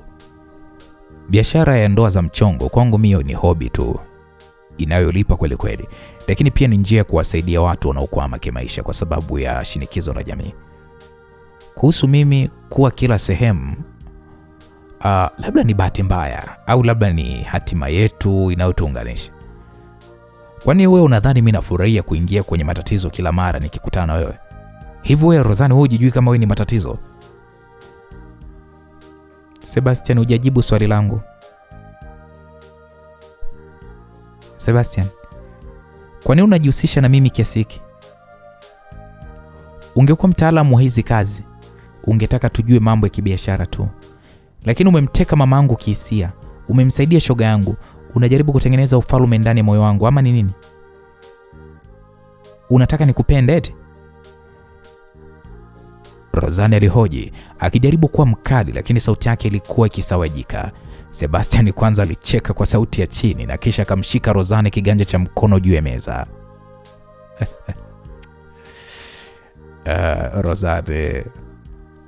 Rosanne, wewe ni mwanamke wa kipekee sana. Yaani una ujasiri wa ajabu hata pale unapokuwa na hofu labda. Nataka nikuhakikishie kwamba hii ndoa feki ya mchongo baina yetu mimi na wewe itakuwa ndoa bora kuliko zote nilizowahi kuzifanya.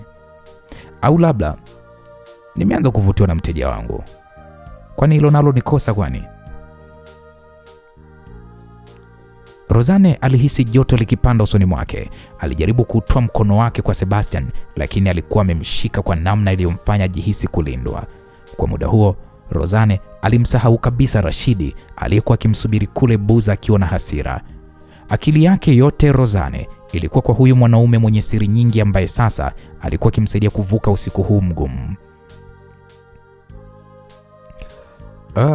Kunywa sasa kahawa yako kabla haijapoa, Sebastian alisema kwa upole, akirejesha ucheshi wake wa kawaida.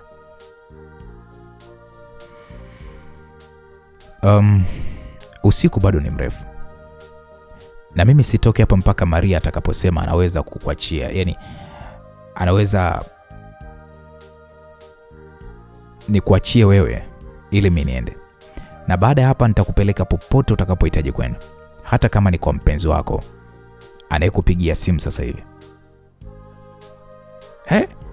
Rosanne alishtuka, akatazama mkoba wake. Simu ilikuwa inatetemeka. Alijua huyo ni Rashidi, lakini ilibidi kwanza mtazame Sebastian na kisha akaitazama hii simu. Rosanne alijikuta akimute sauti ya simu hiyo na kuiacha iendelee kuita bila kupokelewa. Kwa mara ya kwanza, Rosanne alijihisi kutekwa na ulimwengu wa Sebastian, ulimwengu uliokuwa una hatari lakini wenye kuvutia kuliko maisha ya kawaida ya Rashidi.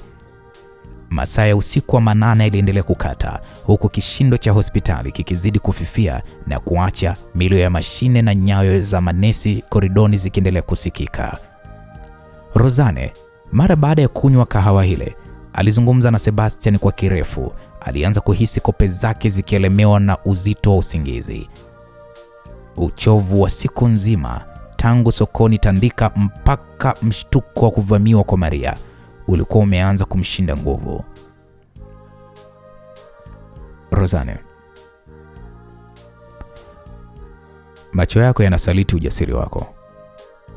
Unahitaji kupumzika sasa, alisema Sebastian kwa sauti ya upole, akigundua jinsi kichwa cha Rosanne kilivyokuwa kikiyumba kidogo. Siwezi kulala hapa kwenye benchi Sebastian. Naogopa kumwacha Maria peke yake, Rosanne alijibu kwa sauti ya usingizi. Sebastian alitabasamu na kisha alisimama na akamshika mkono. Nisikilize, wala usijali. Kuna chumba cha mapumziko hapa jirani ambacho nimekipanga kwa ajili yako. Nimezungumza na uongozi wa hospitali. Mimi nitabaki hapa nje nikaangalia hali ya Maria. Nenda kapate hata masaa machache ya usingizi. Naam. Rosanne alijikuta hana nguvu ya kubisha. Aliongozwa pale mpaka kwenye chumba kidogo, lakini chumba safi kilichotengwa kwa ajili ya ndugu wa wagonjwa wenye uhitaji maalum. Mara tu alipoweka kichwa chake kwenye mto, alizama kwenye usingizi mzito. Alisahau kabisa simu za Rashidi zilizokuwa zimejaa kwenye kioo cha simu yake. Asubuhi na mapema ilipoweza kuwadia siku ya pili, Rosanne alishtuliwa na mguso mwanana begani mwake. Alipofumbua macho yake alikutana uso kwa uso na uso wenye uchangamfu wa kijana Sebastian, uso ambao ulionekana ni mbichi kabisa kama vile hajakesha usiku kucha. Amka mrembo, asubuhi imeshafika. Madaktari wamefanya ukaguzi wa mwisho na wamemruhusu Maria. Wamesema anaweza kuendelea na matibabu ya vidonda akiwa hata yuko nyumbani. Gari langu lipo tayari pale nje. Rosanne alijinyosha huku akiwa anasema, kweli Maria anaweza kaondoka sasa hivi? Nimeshalipia gharama zote na za dawa, kila kitu nimeshamchukulia. Nadhani twende ukamsaidia kupanda kwenye gari. Naam. Msikilizaji, waliingia wodini wakamkuta Maria akiwa ameketi, ingawa alikuwa bado ana maumivu. Tabasamu likarejea usoni mwake alipoona. Sebastian alimbeba Maria kwa umakini mkubwa kama vile amebeba kioo cha thamani na alimpeleka mpaka kwenye gari yake. Rosanne alikaa kiti cha nyuma na Maria alimshika mkono huko Sebastian akishika usukani kuelekea nyumbani kwa kina Maria. Mitaa ya Tandika. Walipofika nyumbani kwa kina Maria, Sebastian hakutaka kuondoka. Aliwasaidia kuingia ndani na kumkalisha Maria kwenye kiti. Nyumba ya Maria ilikuwa ni ndogo lakini nadhifu. Jamani, mimi nina njaa na najua nyinyi pia hamjala tangu jana usiku, Sebastian alisema huku akivua koti lake, akakunja pale mikono ya shati lake lililokuwa lina madoa ya damu kavu. Rosanne, msaidie Maria kumpaka dawa. Mimi nitaingia jikoni kwa ajili ya kuandaa chochote kitu. Rosanne na Maria walitazamana kwa mshangao. Wewe uingie jikoni? Sebastian, unajua kupika ama anataka kutupotezea muda? Rosanne aliuliza kwa utani. Sebastian alicheka. Subiri muone. Dakika 20 baadaye, harufu nzuri ya kipekee ilianza kutanda ndani ya nyumba ile. Harufu ya chai ya viungo, harufu ya siagi iliyoyeyuka na harufu ya mayai yaliyokaangwa kwa ustadi. Sebastian alijitokeza jikoni akiwa amebeba tray kubwa. Alikuwa ameandaa chai nzito ya maziwa iliyopikwa kwa mdarasini na iriki, mkate uliopakwa siagi na kuungwa kidogo na mayai yaliyokuwa na mboga kama pilipili hoho na nyanya.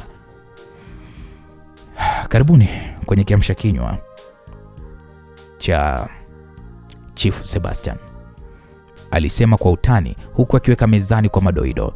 Rosanne alionja ile chai, alikaa kimya kwanza kwa sekunde kadhaa. Sebastian, hii chai mbona tamu hivi? Sijategemea unaweza ukapika namna hii. Maria naye alidakia huku akiwa anatafuna yai. Shoga yangu, huyu Sebastian ni mwanaume wa ndoto za kila mwanamke. Yaani, kawashughulikia wale vibaka, kakesha hospitalini, kalipia bili na sasa anapika hivi. Rosa, hapo umepata mume wa kweli. Hata kama ni feki, lakini huyu ni mume jamani. Wakati wakicheka na kufurahia kiamsha kinywa hicho, ghafla mlango wa nje ulisukumwa kwa nguvu kubwa mno mpaka ukagonga ukuta. Kila mtu alishtuka pale ndani. Sio Rosanne, sio Maria, sio Sebastian. Kishindo cha mlango kusukumwa vile ukafunguka ukaenda kugonga mpaka kwenye ukuta. Kila mtu pale ndani alishangaa. Pale mlangoni alikuwa amesimama Rashidi. Macho yake yalikuwa ni mekundu kama moto, nguo zake zilikuwa zimevurugika na kifua chake kilikuwa kikipanda na kushuka kwa hasira ya kupitiliza. Rashidi alikuwa akitetemeka kwa ghadhabu. Macho yake yalizunguka ndani ya chumba hicho. Alimwona Rosanne akiwa ameketi karibu na Sebastian. Hasira yake Rashidi iliongezeka maradufu.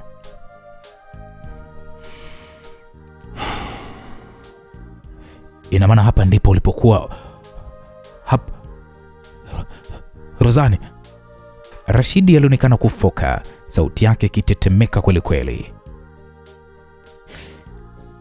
Rosanne, nimekubali. Nimekusubiri usiku kucha kule Buza mpaka saa 11 alfajiri. Hupokei simu zangu. Kumbe upo hapa unakula maisha na huyu jamaa, si ndio? Rosanne ilibidi asimame kwa uharaka, uso wake ukiwa una hofu kweli kweli. Rashidi, tulia basi. Kuna dharura ilikuwa imetokea.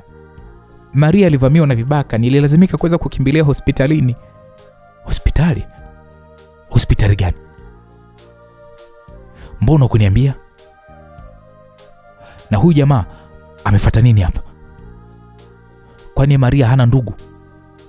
Huyu boy anakuwa na nyinyi usiku kucha, asubuhi aje kupika hapa. Serious? Rashidi alimkaribia Rosanne, alimnyoshia kidole cha lawama. Rosanne, unanidharau kiasi hiki mimi? Unanifanya mimi mjinga mbele huyu fala huyu, si ndio? Sebastian alijaribu kusimama ili kutuliza hali ya hewa. Aliweka mikono yake mfukoni na kisha akasema kwa sauti ya upole kwamba brother, kwanza kabisa ndo mara yangu ya kwanza na kuona. Naomba ndugu yangu unaitwa Rashidi, punguza sauti. Maria ni mgonjwa na anahitaji utulivu. Rosanne alikuwa na mimi kwa sababu mimi ndiye niliweza kumwokoa Maria na hakuna jambo lingine. Wewe nyamaza wewe. Tena ukae kimya napoongea na mpenzi wangu fala mkubwa wewe. Unadhani utaweza kumchukua mwanamke wangu kirahisi tu, si ndio? Rashidi aligeuka na kumtolea macho Sebastian. Hivi kwa akili yako fupi wewe jamaa, unadhani sijui lengo lako? Nimekufuatilia na nimejua lengo lako. Sasa basi, kaa mbali na Rosanne, vinginevyo familia yako itambulia majivu yako tu kama sehemu ya maziko yako. Rashidi, tafadhali. Mbona kila kitu kiko sawa? Sebastian ametusaidia tu. Rosanne alijaribu kumshika mkono Rashidi ili kumtoa nje, lakini Rashidi alikuwa ameshapoteza fahamu za busara. Wivu uliokuwa umemjaa tangu alipoona ile jeep kule Mwembeanga, sasa moyo ulimripuka. Sebastian alipopiga hatua moja mbele akitaka kuweka mkono wake begani mwa Rashidi ili kumtuliza, Rashidi hakusubiri. Alizungusha ngumi nzito ya mkono wa kulia, akampiga moja kwa moja kwenye taya ya Sebastian. Sebastian alipepesuka akaanguka kwenye sofa. Damu ikaanza kumtoka mdomoni mwake kijana Sebastian. Mshtuko ulitawala ndani ya nyumba. Maria alipiga kelele ya hofu. Sebastian alishika mdomo wake, akatazama ile damu kwenye kiganja chake. Polepole Sebastian alianza kusimama. Uso wake sasa haukuwa na ucheshi tena. Macho yake Sebastian yalibadilika na kuwa ni makali kama chui anayetaka kumshambulia. Sebastian akakaza taya lake, mikono yake ikafunga pale ngumi. Uvumilivu ulikuwa umeshamshinda. Sebastian, no, hapana. No, Sebastian, usifanye hivyo. Rozane alipiga kelele huku akijitupa katikati yao. Rozane alimkumbatia Rashidi kwa nguvu, alimshika mikono yake yote miwili. Rashidi, unajua nini unakifanya? Rashidi, umechanganyikiwa. Twende nje sasa hivi, twende. Rashidi alikuwa bado anataka kuendelea mapambano na Sebastian, lakini Rozane alitumia nguvu zake zote kumsukuma kuelekea mlangoni. Alimkazia macho Sebastian, akimsihi kwa ishara ya macho asirudishe shambulizi lile. Sebastian akiwa na hasira iliyokuwa inamfurukuta moyoni, alipumua kwa nguvu na kisha akalegeza ngumi zake. Akamwacha Rozane amtoe Rashidi nje ya nyumba ile. Mtaani, Rozane alimvuta Rashidi mpaka kwenye baiskeli yake. Rashidi, ndo nini sasa umefanya sasa? Yule ndo mwanaume anayetakiwa kutupatia sisi pesa. Umempiga ngumi, unataka kuharibu kila kitu kisa tu wivu wako wa kishamba. Rashidi, serious? Nimekwambia Maria alikuwa ameumia. Ina maana mimi uniamini? Rashidi alikuwa kitweta, hasira bado ilikuwa iko bado haijatulia. Nisikilize Rozane. Hivi Rozane, unaona kama hili swala la kitoto, si ndio? Yaani unamtetea yule jamaa dhidi yangu kweli? Ina maana Rozane ndio umefikia huko? Hapana Rashidi. Hapa ni wewe ndiye mwenye tatizo. Sielewi ni kwa nini umekuwa hivi Rashidi. Huelewi? Sikiliza Rosa. Ina maana wewe huoni nia yule jamaa, si ndio? Mjinga tu yule, hana nia kutusaidia. Shida yake ni wewe. Na tayari kashakupenda yule jamaa.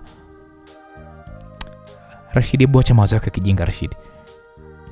Tuseme okay, uko sahihi. Kweli kanipenda. Vipi kuhusu mimi? Ina maana unataka kusema kwamba mimi nimempenda yeye badala yako wewe, si ndio? Nisikilize Rosa. Kama unanipuuzia mimi kisa yeye, maana yake ni nini sasa? Rashidi, unasemaje? Umenisikia vyema tu Rozane. Nilikubali mpango wako wa ndoa ya mchongo, nikiamini kabisa utakuwa ni msaada kwetu, lakini mpaka sasa kuna dalili ya wewe kuniacha Rozane. Rashidi, maneno yako yananiumiza. Maneno ya Rashidi yalimuumiza sana Rozane. Kwa jinsi alivyokuwa anampenda Rashidi, leo hii Rashidi anapoteza imani kwake kwa jambo ambalo sio la kweli. Hii ilimuumiza sana Rozane. Alijikuta akikaa chini huku akianza kulia kwa hisia kali mno. Unalia nini sasa Rosa? Mimi nimesema ukweli. Nimesema kile ninachokiona. Kwanza ulinidanganya kwa kuniambia kwamba yeye ni mteja tu wa vitambaa wa mamako. Lakini nilipokwenda kwake niligundua kwamba yeye ndiye mwanaume ambaye umekubali kufunga naye ndoa feki. Sasa Rozani, nikuulize, ikiwa mimi ni mpenzi wako, mwandani wako, kwa nini ulinidanganya? Kwa nini ulinidanganya Rozani? Kwa nini ulinificha kwamba mwanaume unayekwenda kufunga naye ndoa feki ndo huyu jamaa? Kwa nini hukuniambia ukweli toka mwanzo? Lakini kwamba tayari mmeshapendana nyinyi. Rashidi, umepofushwa na tamaa ya wivu Rashidi. Siwezi kukwambia chochote. Okay, basi hakuna sababu ya kuendelea na huu mpango. Mimi nimefuta, sitaki tena hiyo ndoa feki, sitaki. Rozani alishtuka, alimtazama Rashidi na kisha akamwambia, kwa hiyo Rashidi, uko tayari kuona nyumba ya mamako ikipigwa mnada, si ndio? Ni afadhali tu iwe hivyo. Kwa sababu alichukua mkopo kwa hiari yake na nyumba ilikuwa ni ya kwake. Acha tu nyumba ipigwe mnada. Rashidi, hebu tumia akili Rashidi. Utaishi hivi hapa mjini bila makazi? Wewe unaishije? Maisha ya kupanga mjini sio mchezo Rashidi. Na yajua vizuri tu, ingawa sijai kuyaishi. Unafikiri babangu atakubali posa yako hali ya kuwa huna makazi yanayoeleweka? Rashidi, mimi nafanya hivi ili kulinda penzi letu. Tukiwa na mahali pa kuishi, tutakuwa tunaumiza kichwa kupata tu hela ya kula na sio mambo ya kodi. Nisikilize Rashidi. Uwezi kusitisha mpango bwana. Nisikilize Rosa, nimesema staki. Staki Rozani. Hakuna ndoa feki tena, staki. Alafu kwa nini unang'ang'ania?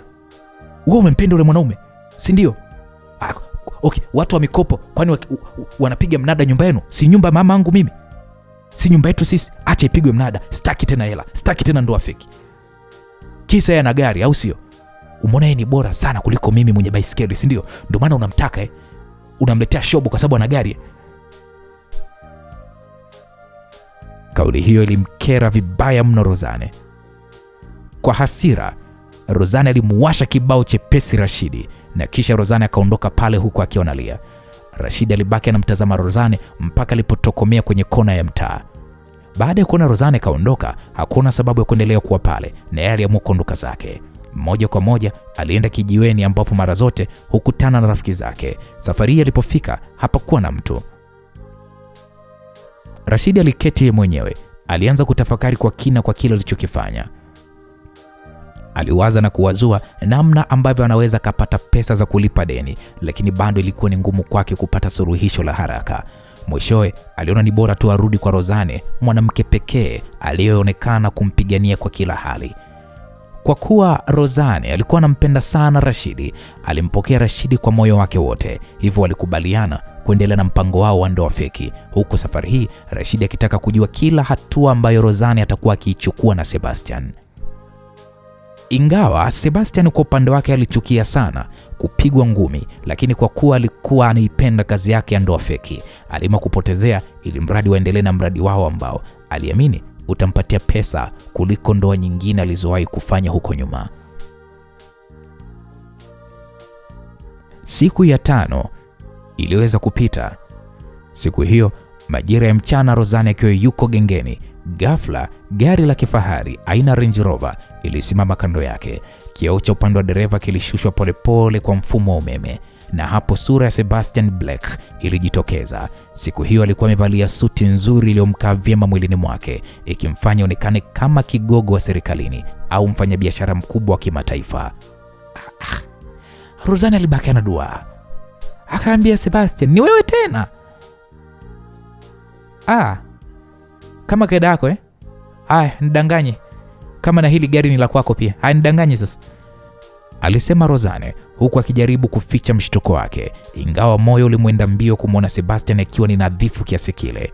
Mpaka kuna muda Rozane alihisi huyu Sebastian anaweza kawa ni jini, sio kiumbe cha kawaida. Lakini Sebastian alicheka kwa sauti ile ile ya ucheshi iliyomfanya Rozane kulegea mara nyingi. Alivua miwani yake kijana Sebastian, alimtazama Rozane kwa haiba ya kiume iliyovutia na kisha akamwambia,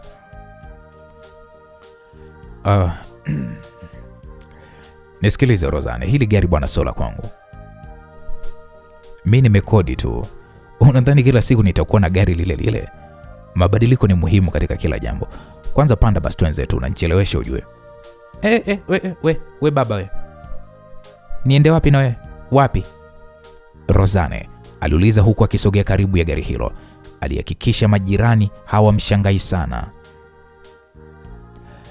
Nahitaji kwenda kwenu. Kwetu? Ukafanya nini? Rozane, ina maana huoni nilivyonyuka suti? Huoni? Hii gari nimekodi. Unadhani nimefanya hivi ili waje?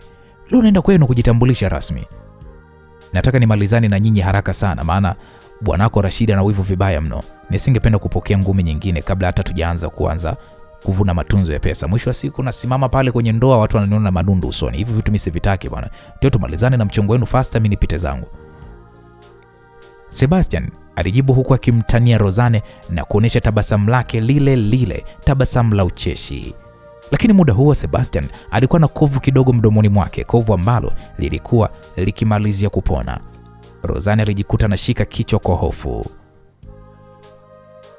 Sebastian, Wewe bwacha utani bwana. Hivi unajua hata bado sijapanga vizuri na Maria. Na sijawaambia wazazi wangu kama mimi nina mchumba yeyote ninayekuja Sebastian, unajua kwa sababu babangu ni mzee wa msimamo, unamjua. Ukimvamia hivi utaharibu kila kitu. Sebastian akazima injini ya gari hii ya Range Rover na kisha akamtazama Rozane kwa umakini wa hali juu. Akamwambia, sikiliza Rozane, mimi ndiye mastermind wa kila kitu hapa, nisikiliza, usio. Katika hii biashara, surprise ndo inayoleta matokeo bora zaidi. Tukingoja mpaka wewe useme Rashidi ataharibu huu mpango kwa wivu wake wa kipumbavu, au wewe utaanza ukapata kigugumizi pia. Sikiliza, leo naingia kama mwanaume aliyedhamiria. Panda kwenye gari bwana, twenzetu bwana. Mbona unaleta mambo yanakuwa mengi sasa na wewe? Rozane alijikuta kana ujanja. Ilibidi kwanza zirudishe nyanya kule gengeni. Alipangusa pale mikono yake akapanda kwenye lile gari ambalo kwa ndani lilikuwa lina harufu ya ngozi ya thamani ya manukato ya kiume. Safari ya kuelekea nyumbani kwa kina Rozane ilikuwa ni fupi, lakini kwa Rozane ilionekana kama safari ya karne. Walipofika mbele ya lango la kwao, Rozane aligeuka kumtazama Sebastian. Hebu sikia Sebastian, mimi asante kwa lifti yako, sawa? Geuza na kuomba uondoke. Wazazi wangu mimi nawajua mimi mwenyewe. Yaani ngoja kwanza nikawaseti. Nianze na mama, kisha mama na yeye mshawishi mzee. Wewe kuingia hivi yani kama vile unakuja tu kununua vitu dukani Sebastian. Sebastian hakumjibu kwa maneno, badala yake alifungua mlango wake, akashuka na kuzunguka upande wa Rozane.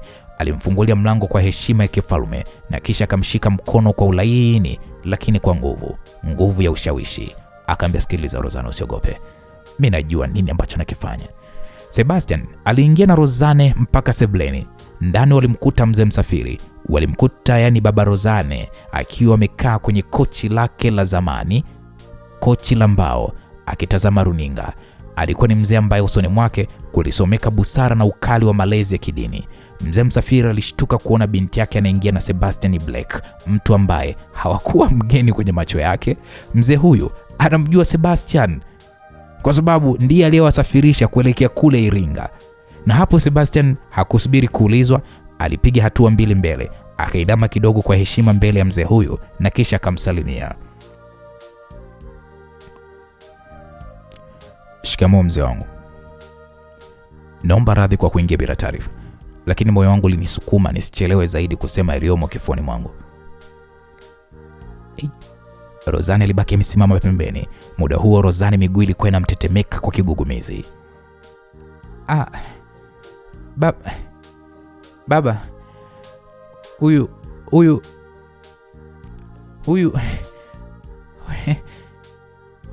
huna haja ya kunitambulisha. Mimi namjua.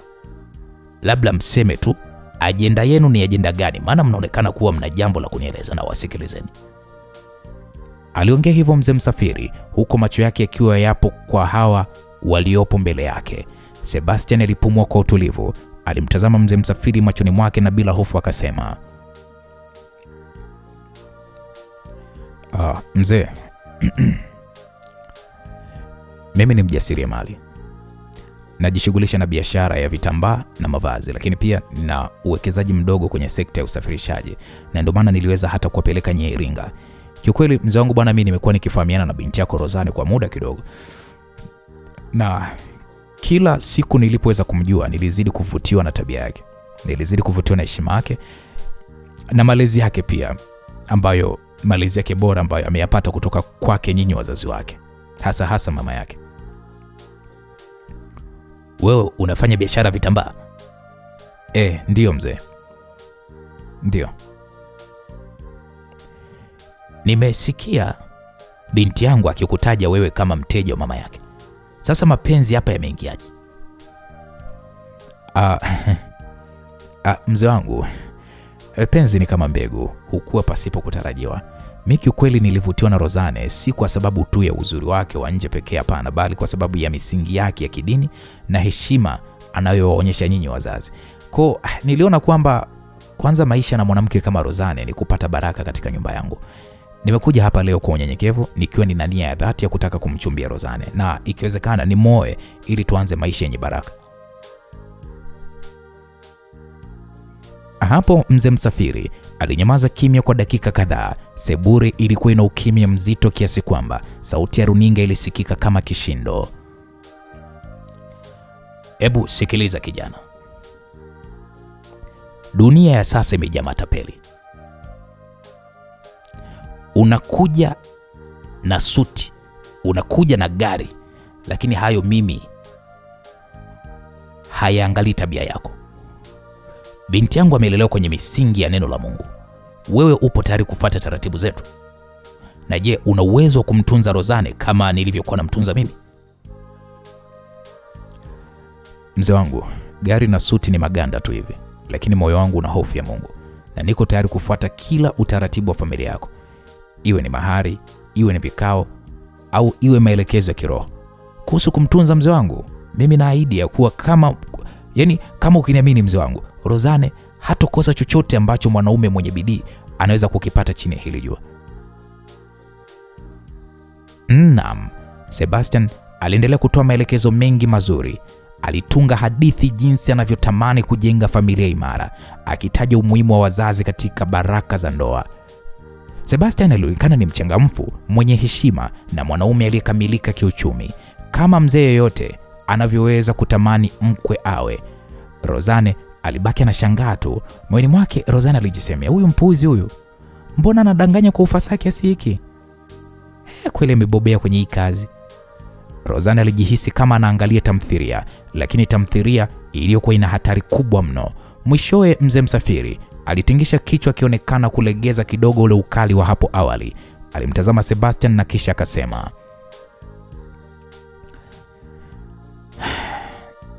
sawa kijana, mimi nimekusikia na nimeona ujasiri wako wa kuja mbele yangu bila kumwogopa mzee kama mimi.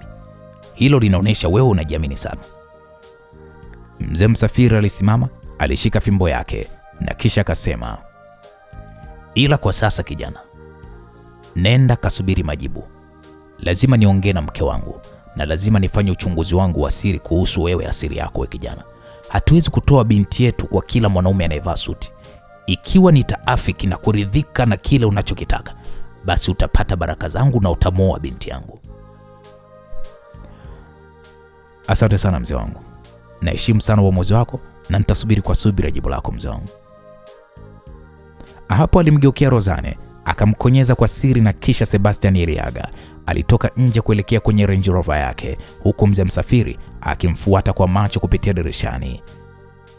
Sebastian aliwasha gari na kuondoka zake kwa kishindo kile kile alichokuwa amekuja nacho. Mzee Msafiri aligeuka kumtazama Rozane ambaye alikuwa amejikunyata tu pembeni. Rozane, huyu kijana anaonekana ana asili nzuri sana, lakini siri ya mwanaume iko kwenye mfuko na tabia. Hebu niletee kwanza maji ya kunywa. Sawa baba, lakini vipi, utamkubalia? Yaani wewe tayari umeshampenda ule kijana? Ndiyo baba, alijibu Rozane kana kwamba ni kweli ana mapenzi ya dhati na Sebastian. Aya, niletee kwanza maji na kisha nyote mnapaswa kusubiri maamuzi yangu. Naam, msikilizaji, muda uliendelea kusonga mbele. Usiku ulipoingia, Rozane akiwa amelala chumbani kwake aliamka mara baada ya kuhisi haja ndogo. Alitoka chumbani kwake kwa tahadhari, alitembea kwa uwepesi juu ya vigae vya korido kuelekea msalani. Alipokuwa akirudi, akiwa karibu na mlango wa sebuleni, alionekana kwenye korido ya vyumba. Alishtuka kusikia sauti ya babake mzee Msafiri ikiongea kwa kunong'ona, lakini kwa msisitizo mkubwa mno. Hapo Rozane akaganda kama sanamu, akiegemea ukuta wa baridi. Akasikia sauti ikisema, boss, nimemfuatilia Sebastian kama ulivyotaka nifanye. Nadhani kuna jambo alipo sawa kabisa. Sauti hiyo ilikuwa ni ya Mshindo, kijana wa kazi wa mzee Msafiri, ambaye pia alikuwa ni kama mlinzi na msaidizi wake wa siri. Mzee Msafiri hakuwa ni mzee wa kawaida, alikuwa na vijana wake mtaani waliokuwa wakimpatia ripoti za kila kinachoendelea Buza nzima. Kuna jambo gani hilo? Sema haraka haraka na kusikiliza. Sauti ya mzee Msafiri ilikuwa ni yenye ukali na kutilia mashaka. Yule jamaa akasema, mzee, wapelelezi wangu kule mjini wameniambia wamemwona Sebastian. wamemuona Sebastian yupo kwenye night club moja maarufu sana huko mjini. Na mbaya zaidi mzee, hayuko peke yake. Sebastian yuko na mademu wawili, wanasherekea, wanakunywa pombe kwa fujo. Sebastian haonekani kama yule kijana ni mwema, mwenye adabu aliyekuja hapa asubuhi. Kijana huyu afahamikaye kwa jina la Mshindo aliripoti kwa sauti iliyojaa uchochezi kweli kweli. Rozane alihisi damu ikimganda. Mapigo yake ya moyo yalianza kudunda kwa kasi kiasi kwamba alihisi yanasikika mpaka sebleni. Sebastian ni mpumbavu jamani. Sebastian, wewe mbona unakuwa mjinga? Alisema hivyo kwa hasira mno Rozane. Nilikuamini Sebastian.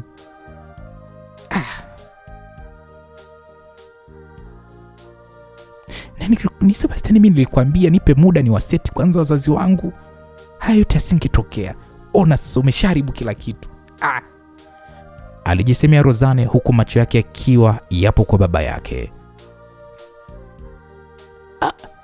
Hivi unachokisema we Mshindo, unachokisema ni kweli? Ina maana yule kijana ni mnafiki sana yule. Kwa amekuja mpaka hapa kama kijana aliye bora, lakini kumbe ni mbwa mwitu kabisa. Sasa Mshindo, hebu nisikilize. Washa bajaji haraka sana. Twende huko sasa hivi. Nataka nikashuhudie kwa macho yangu kabla sijaamua nini cha kufanya. Kama ni kweli binti yangu hatoingia kwenye mikono ya muhuni kama huyo. Shenzi kabisa yule kijana. Yeye anajifanya tapeli sana yule. Rozane ilibidi hapo akimbie kurudi chumbani kwake kwa kasi ya haraka unakwambia. Alijua akichelewa kidogo tu biashara yote ya ndoa feki itakufa na safari yake ingefichuka mbele baba yake ambaye angeweza kumfukuza nyumbani. Sasa hiyo itakuwa ni mbaya. Hiyo itakuwa ni mbaya. Rozane akachukua simu yake kwa mikono ambayo ilikuwa inamtetemeka, akaanza kumpigia Sebastian. Cha ajabu, simu iliita mpaka ikakata bila hata ya kupokelewa. Mungu wangu. Akapiga mara ya pili. Unajua mtu akiwa yuko klabu, simu huisikii. Ikaita mpaka ikakata. Akapiga mara ya tatu, iliendelea kuita, ikaita bila majibu. Yaani pokea simu wewe, pokea simu mwanaume, pokea simu. Alinong'ona kwa uchungu Rozane. Lakini Sebastian alikuwa amezama kwenye ulimwengu wa muziki mzito wa starehe. Msikilizaji, sasa itakuwaje? Hivi ndoa tunayo kweli? Hii ndoa ya mchongo, ndoa feki, ndoa ya makubaliano kati ya Rozane na kijana Sebastian tunayo kweli? Baba yake na Rozane ashashtukia mchongo ya kwamba huyu Sebastian ni kijana muhuni tu, mshenzi. Kuna kila dalili za ndoa hapa hakuna.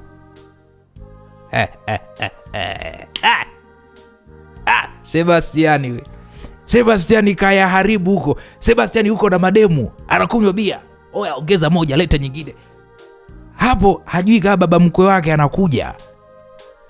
Mimi nawaambieni, bora tu mpendo na kijana ambaye anajulikana ni wa masimulizi. Hata baba mkwe ukimwambia bwana, huyu kijana ni msimuliaji, mtu ananiona kweli TikTok unasimulia, ananiona YouTube masimulizi yao. Wewe unamdangaja Uncle Jay ni afisa utawala TAMISEMI kata fulani, mbunge, waziri. Alafu anakuja ananiona nipo huku kwenye live. Ndio walichokiharibu hawa. Sebastian alienda kwa baba mkwe na kwambia na gari kali pale, suti nini. Bwana sikiliza mzee, mimi nampenda binti yako bwana. Mzee akasema sawa, ngoja kwani chunguze. Kuchunguza mzee anapewa taarifa, bwana mshikaji huko juu ya meza na katika viuno, huku demu nakwambia. Sasa mzee anashimira, twende. Binti huko anapiga simu. Sebastian, pokea simu wewe. Simu haipokelewi.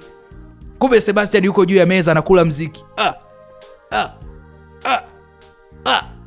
Bwana tukutane bwana kwenye sehemu ya 5. Mzigo mtamu wa kuitwa Rozane. Langu jina naitwa Uncle Jay Simulizi.